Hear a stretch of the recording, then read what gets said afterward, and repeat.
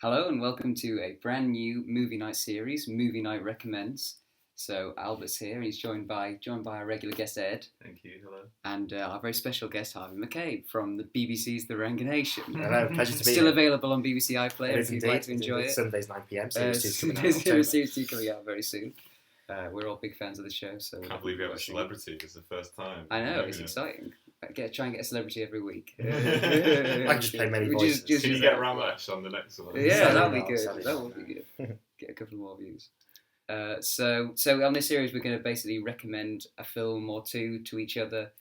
Slightly lesser known ones. Slightly lesser known, obscure ones, or sort of vaguely interesting ones to talk about. So they can be from any time, anything like that. So it should be interesting. So do you want to go first? do we have a? Yeah, well, I can go I've got first. two, so I can go one. Yeah, I can yeah, go so one. You can go one. Yeah. So My first do you want one to go first? is my two ones aren't that obscure, but they're kind of ones that I think people, it's a bit interesting to talk about. First one is Black Klansman, came out a year ago, I think. Spike Lee film. Yeah. I'm a bit hit or miss on Spike Lee, to be honest. Some of them, I didn't mind some of his, but I really like this one. It's from the name, it sounds really like political, but it's really, I would consider it more like a thriller, like undercover cop thriller type thing. There's definitely like social commentary, obviously, but like that's not necessarily like makes it better or anything. But it's just like if you are expecting something to be really political, it's not really. It's just like an interesting kind of character study, a bit of social commentary. It's just like a really intense kind of thriller type thing. The one thing that stands out to me that makes me remember it to this day, to be honest, it sounds weird, but it's like the soundtrack. It's so fucking amazing. Yeah, soundtrack's really good. Yeah. If you are at home, you can look up Blut and Boden. I think it's German for blood and soil. That's like the main theme kind of. It's really good. It has like a mix of like orchestral and like electric guitar. It's just it's beautiful. Yeah, the soundtrack's really good. I don't know whether it was Oscar nominated, the score, or not. It should have been. It was something in what it should have been. Yeah. Rather than Black Panther, which was. Really, that won the best soundtrack. original score, yeah. Wow. At least it wasn't the best CGI, that would have been. Yeah. No, I like Black Panther. I don't mind it, It's yeah. just the music. Just Wasn't good. No, I've only got room for one black person in the movie in my, There's not who. I'm just kidding. What else? Yeah, it was really good. It's got a lot of good actors in it. It's actually got Kylo Ren in it. Yeah, he's really He's good, actually really good in yeah, it. Yeah, he's really I like him more in every other film he's been in than. No, he's not bad in Star Wars, but I like him a lot more in like this film. For He's good. example. He's good acting. Yeah. It's like a lot of really- the actors in the new Star Wars, like Oscar Isaac. Yeah. They're in so many. They're in lots of other good stuff. I like. But they're also Star Wars actors. Yeah. They have an interesting dynamic because like he's Jewish and I forget the main actor's name, but he's obviously black. He's Denzel Washington's son, isn't he? Yeah. So he's son of Washington. And he like is really obviously passionate about. And it's just an interesting like story. I mean, it's based on a true story. It's based on the book Black Klansman, which is based on a true story. But I don't know. It's one of those things where you think, how accurate is this really? But as a story, it's really interesting because he's like very passionate about civil rights, but also very against the kind of like violent protests like Malcolm X and stuff like that. And his partner is obviously like very against it altogether. It's just a very interesting dynamic. The only gripe I had with it was if you've seen it, you know what I mean, like the ending, the very end of it, which is basically like this GCSE politics like slideshow. Yeah. We all saw it in the cinema. We all said similar things. Yeah, exactly. Hi. Hi. This is my mum on the podcast. Hello. Sorry. Do you want a drink? Or I got something. Right. I filled them all. We're good. No, No, all right. Thank you. Getting edited, or is it? You can edit it. I'll try and edit that. If not, I'll leave it in. It's funny. What was I saying? Yeah, basically like, it's not that I disagreed with it, like what it was saying, but it was basically like, was a bit like on the nose. It's just too on the nose. Yeah, you spend because there was some nice other stuff in it that was like references. Again, yeah, it's kind of more subtle social references. commentary. Yeah. But you it didn't need to be quite so like. You could have ended it like realistically. You know that ending shot. You could have like done it like in memory of somebody who was killed in like a hate crime attack or so, you know, just something like that. You know, like, didn't need to be quite so. Beyond that, I think just like the last shot of them like walking down the corridor with their guns drawn, like, and then they just kept going and going. That's like very like it's basically saying like, oh, you know, they have to, you know, nothing's changed. Basically, they're still. Yeah. This year I did a module studying Spike Lee, and a lot of his films. Black Klansman is the film he is most proud of. But he's compared to his other ones, he's probably the most sort of controversial. No, I wouldn't say he's the most controversial. No, a lot of them, he likes to, the way he does his films is he likes to pick on a certain aspect of African American life. Yeah. And a certain aspect of a hardship, not a and so films like She's Gotta Have It and things like that, where it picks on African American life of a female who's been racially targeted sexually, and also a part when Italian relationships to African American relationships in New York. Yeah, he likes to pick up on stuff like that. So Klansman did that. I personally didn't. I liked the film. I thought it was great cinematography, but obviously being a staunch conservative, I didn't like the message at the end the film about Charlottesville. I thought it was just inappropriate. I thought you've done a good film about KKK and things like that. I know you're trying to make it relevant to modern day with a message, but I just didn't appreciate the sort of the just at the end, just out of nowhere, nothing linked to the end, the story, and that, just a blatant just attack. And I just think it's just not. I disagree slightly, but I know what you mean. I think it's not that I disagree with the message. It's not that I disagree with the message, and there is definitely ties to the events, and it goes quite nicely because they end the film on kind of a happy ending. You know, they arrest the KKK members. We'll give a spoiler warning earlier as well for this. In case you don't know. No, it's alright. I'll give a warning. They don't. But then the idea is like, oh, it's a happy ending, but not really because there's still stuff like this happening. But that last shot of them going, that could have conveyed that in a subtler, more intelligent way rather than again like GCSE politics slideshow. Especially there's a bit where like the American flag comes up like it's like upside down, like meant to be in distress, but the way it's done, it's like a literal it's fade genuinely in. Like fades in. Like, it's so bad. iMovie or even Windows Movie Maker, literally on that level. At the end of this bit, I'll do it. I'll show you. I could do it myself. Seriously, that's how poor quality it is. It's awful. Again, it's not that I disagree with it. It's just they could have done it a lot more intelligently. In fact, they did. The very existence of this film, like people are saying, Black Panther is very culturally important right now just because of its existence. But it's not like it tackled like race issues, really, is it? So just the existence of the film is enough to be like, hey, pointing out important issues. You don't have to be so blatant about it. But I would still recommend it. I just spent a lot of time trashing it. Up until the last, the same thing. I say turn off the film after that when it gets to that point. The rest of it is definitely worth a watch. I would say. The one thing that was interesting about that part was like the clip with what was his name? The head of the KKK, the Grand Wizard. Oh yeah, David Duke. Yeah, David Duke. Yeah. There's actually a video of him talking about Trump. There's actually a video of him talking about Trump. So that's actually kind of interesting because it's like the whole film's about him.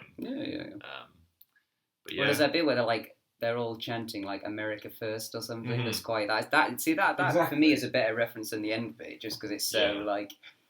But obviously, that doesn't ruin. It's just a noticeable dip in like production value. Like it's hard to kind of associate the two in a way, but very much recommend it, even if only for the soundtrack. But it's a good film, a great film overall. Albert, do you want to go next? Well, the film I had chosen to recommend was The Matrix Reloaded, which is the sequel to the original Matrix film. Or like a computer, I suppose. Either of those. You can go read the message. Unfortunately, it's unfortunate that I can't recommend as good a film because I would say we've both seen the original Matrix. I saw it recently. I watched it quite recently as well, actually. Best action scenes in any film. Yeah, I would both any agree. Western film. I would agree that the original Matrix is really good. Very entertaining individual film. The second one, I can recommend it from a perspective of like seeing why it kind of doesn't Where it work in the goes. same way. Oh, I see, yeah. Because I think one of the reasons why the first one, I don't want to go upset, I don't want to spoil it, but in the first one, it's quite a simple story for the main character. Simple So concept. that at the beginning, Neo is like a normal guy who works in an office, isn't very happy, and by the end, he's gone on a journey and Basically become a different character. Yeah. And but the second one, you can't really say that. He doesn't really go on any kind of journey that you would notice particularly. The first hour is pretty boring. There's a really cool chase scene, which is like the freeway chase scene with cars. It's kind of worth watching the film for that. It's in the middle. It's like kind of 20 minutes to half an hour worth of a really good chase. Is Neo still the main character? Right? He's still the main character. Yeah, it still has everybody in it. Yeah. But it just doesn't really come close to the original at all, really. In having a coherent story it's not like the story's incoherent. It's just it doesn't work in the same way. But it's almost interesting watching it just to see why it doesn't work. Really. Do you think part of it is just like the first one had this big concept and they kind of blew it because obviously everyone knows about the Matrix now? Yeah, yes, I know what you mean. Well, it kept me thinking all the way through of Terminator and Terminator 2. Because Terminator itself is a very contained story that works just as one film. Yeah. But what James Cameron did in the second one is he introduced new characters like the T-1000. Same with Alien. Young John Connor. Yeah, Alien and Aliens. Even Guardians of the Galaxy and Guardians of the Galaxy 2, I would say that as well. To make an effective sequel, you have to introduce new character elements or a new challenge for your main character. But in The Matrix Reloaded, there's... Not really. There's just not really anything. He has to get like a key or something. I mean, and it's just not really anything clear. And the villain is Hugo Weaving again as like Agent Smith. I thought he died. Yeah, but he comes back, and there's loads of him. And he was a good villain in the first one, but you've got to do something else. And he's not really in it that much actually. Hugo Weaving, he's in it for a bit. Because at the end of the first one, wasn't he basically like a god? Like he could just control the Matrix. Yeah, He stopped those bullets and shit. Yeah. Well, there's still some really cool action scenes in the second one, and that's probably the best thing about it. But again, it just feels like a cop out to really do the same villain again. And that's why I feel like, as I say, the best sequels manage to bring in something new to the story, when that doesn't really bring in anything new. It's worth watching. It is hard to have a sequel because the Matrix, the first one, is again like a very self-contained story in and of itself. Although it does leave a bit open to what happens next. But it did have the best action scene. But there needs to be meaning behind those action scenes. Yeah, exactly. The fight with Agent Smith at the end of the first one was cool because he's built up to be just a massive prick. You want to see him get beaten. You want it, exactly. Yeah. But this one is just it's Hugo Weaving again. We're going to fight him. So yes, I would. No, I've never watched the Matrix. To be honest with you, I have any interest in the Matrix. It's not my. I'd recommend the. I know it's just I'm just not a big fan of Keanu Reeves. I think it's a bit boring. So he's cool in the first. Yeah, he was good. It's not my sort. He's very charming. Yeah. Because my sort of film is alright if I move on to my. I think we finished. So yeah, the only thing I was going to say is it's worth watching for the freeway chase scene and just to see what it's like as a sequel, but it's not that amazing. So go on. My recommendation, the film that you mentioned today, I would say quite sort of not really as of the comedic value which I enjoy in my films. So I had a choice of 3 films to recommend today. I was going to choose The Watch with Richard Ayoade, Jonah Hill, Ben Stiller, and the greatest actor of all time, Vince Vaughn. I was going to choose Casa de Mi Padre, which is a film by Will Ferrell, all in Spanish, about set in Mexico. So But I've chosen to go for a film which I think belongs in the top 10 of most people's lists, which is a film involves Ben Stiller, Vince Vaughn. It's Dodgeball. Now, Dodgeball has got so many cinematic. It's got so many messages in their everyday life. Vince Vaughn's character is just a general. He's just an ordinary guy. There's not much to his character. What's his character. And what's his gym called? Average Joe's, because he's an average Joe guy. You've got Ben Stiller. Ben Stiller probably plays the best character he's probably played in the film. He's like the bad guy. He's the bad guy, and and he's fantastic. And the overall thing of a underdog story, which you've seen in American football, basketball, and all these films, but you've never seen it in dodgeball. No, in dodgeball, I think it's brought dodgeball to a new light, definitely. And you see that this film it continues on this great character development from Steve the Pirate, who realises that he's not a pirate about halfway through the film, and then comes back and becomes a pirate again. It's been so long since I've seen it. I can't remember. Steve the Pirate is fantastic. The guy, I forgot what his name is, with his mail order bride wife as well, his bride. She has an affair halfway through a match. And he goes and wins the match from. It's a fantastic film. And he doesn't in dodgeball. Doesn't he get talked to by Lance Armstrong at one point? That's Lance Armstrong gives him an inspirational speech or something about sportsmanship. So what happens is, spoiler here. So what happens is Vince Vaughn decides. Ben Stiller pays off Vince Vaughn to not turn up for the final. He buys his gym off Vince Vaughn because Ben Stiller has a gym as well. He buys a gym of Vince Vaughn. He gives him £500,000. To go and spend on what he wants. So Vince Vaughn didn't turn up. He was sitting at the airport ready to go home, and who comes up? Lance Armstrong comes up. Lance Armstrong gives him a speech about how he beat cancer and how to never give up. I mean, he never gave him drugs, but he never gave up. And then Vince Vaughn suddenly Average Joe's Gymnasium come back, and they come to England. They had to forfeit the match to Ben Stiller's team, but out of nowhere comes Vince Vaughn with another cameo role, because to play the final we had to have the three commissioners overturn the original decision made by the referee, and who has the deciding vote? There's one between the judges. There's one Chuck Norris. Chuck Norris makes them play the final, and obviously Average Joe's going to win the final. It's fun for all the family from the beginning, and also if you want to, I think you could write a perfectly good essay on this. Because it really does show that you can be as average as you want. You can still achieve a goal in life. I think he's a noble man. And I just think it's fantastic. But obviously the Lance Armstrong bit was a nice little cameo role there. It's aged not well. But also a big shout out to Patches O'Houlihan, the coach. Oh well, he's played by Rip Torn. Yes. My favourite story about Rip Torn is he got arrested trying to break into a bank because he was so drunk that he thought it was his own house. That's a genuinely true story. He accidentally has probably the saddest moment in the film when he dies. He gets crushed by he gets crushed by a big sign in a casino. Is that real? Yeah, he's in a wheelchair. Why? But it also comes with this big line that I think is the main bit of the thing. This is why I'm recommending it, because it does teach you life lessons of you can be average and still achieve stuff in your life. If you sit in an airport, you might meet Lance Armstrong.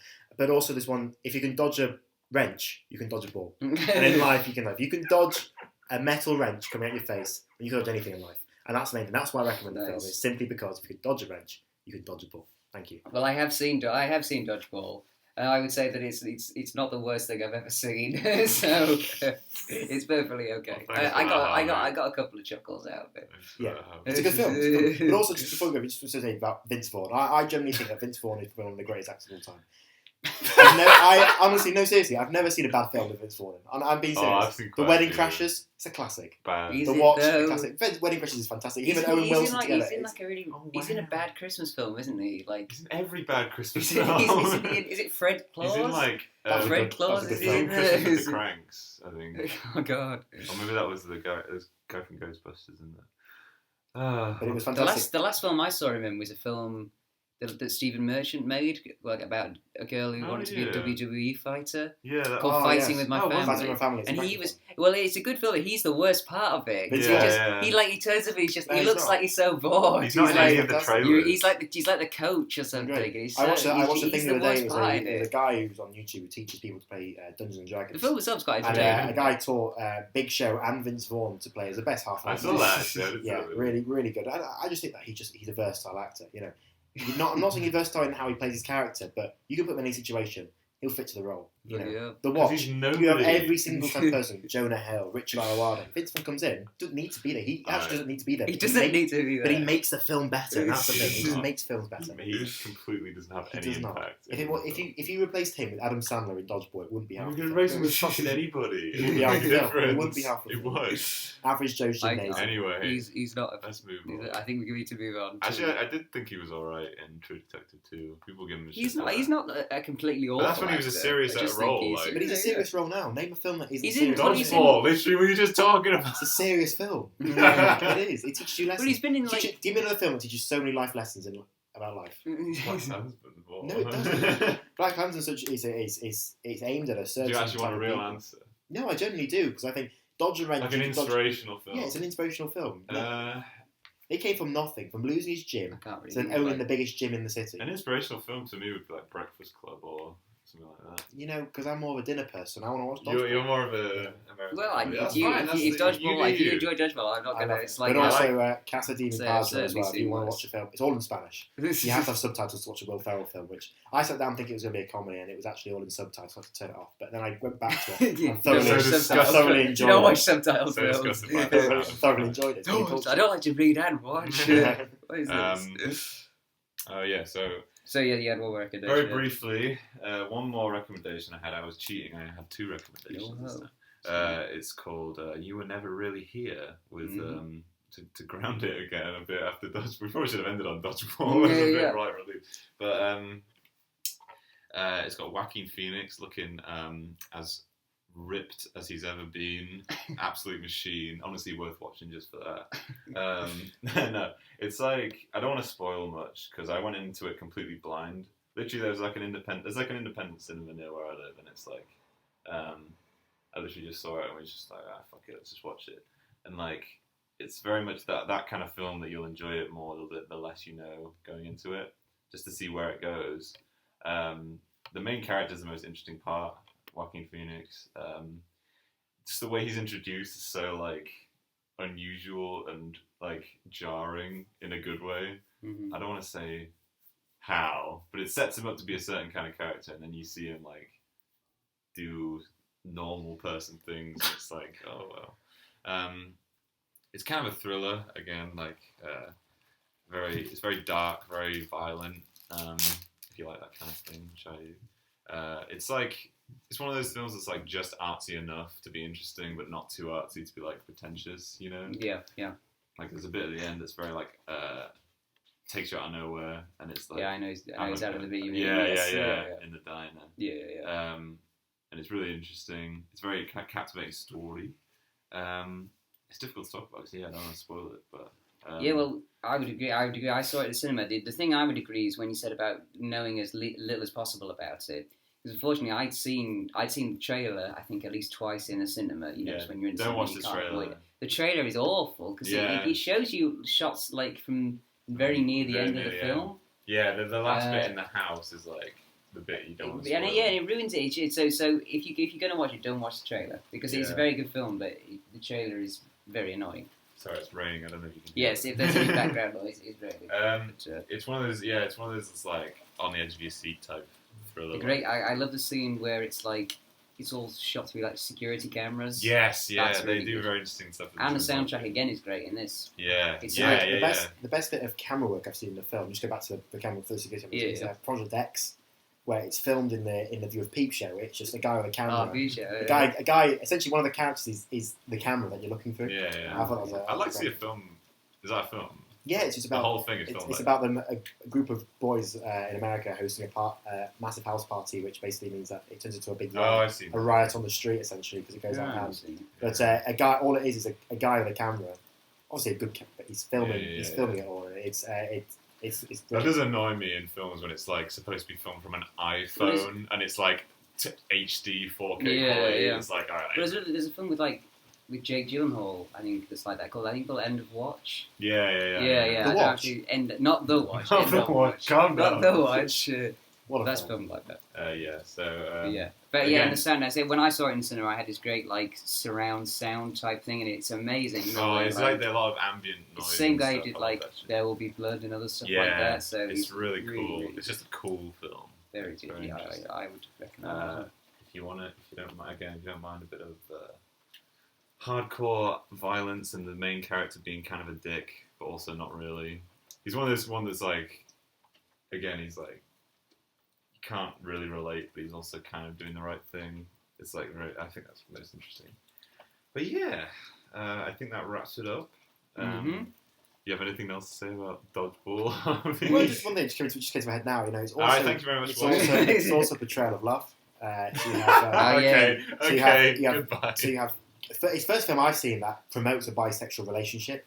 So at the end, you find that Vince Vaughn, the person who's with Kate, his character Kate, person who's getting with, she's bisexual, so he gets into a bisexual relationship, a poly relationship as they call it. Oh, yeah. That's too liberal for me. I don't want to watch. And also No, the Russian machine on Gutman's team, Ben Stiller's team. Oh, yeah. Yeah, she finds love with someone on there, and also the young guy as well who found love with the cheerleader. There's a lot of love in that film. It's a great film. I'd recommend it to anyone. It's a fantastic film, and it should be on the curriculum at schools. I think so. Yeah. Okay. Right. Well, thank you for listening. We'll tune in for another time for another movie night recommends. Yeah, I'll have to think of some more. Yeah. Thanks for listening.